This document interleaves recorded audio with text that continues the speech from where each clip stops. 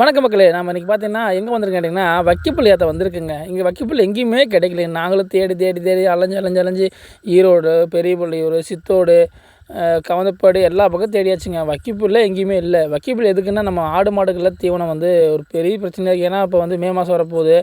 மே மாதம் வந்துச்சுன்னா உங்களுக்கு தீவனம் இருக்காது. ரெண்டாவது நம்ம ஆர்டர் பார்த்திங்கன்னா கரண, சூப்பர் நேப்பியர், கோஃபு எல்லாம் இருக்குது. பட் இருந்தாலும் ஆர்டர் வந்தால் மட்டும்தான் வெட்டுவோம். ஆர்டர் இல்லாத சமயத்தில் தீனி மாடு பட்டினியாகுன்னு சொல்லிட்டு வந்து வக்கிப்புல் ஏற்ற வந்திருக்கோம். வண்டி வந்துருச்சு. நம்ம ஒரு 30 கற்று இப்போதைக்கு வந்து ஏற்றிட்டு போகிறோம்.